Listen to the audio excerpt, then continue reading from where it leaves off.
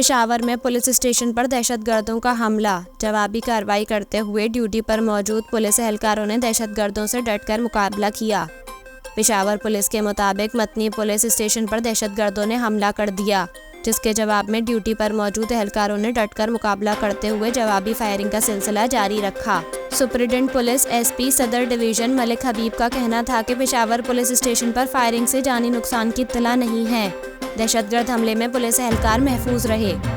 SP सदर division का कहना था कि दहशतगर्दों के खिलाफ एहलकारों की जवाबी कार्रवाई के बाद फायरिंग का सिलसिला रुक गया है।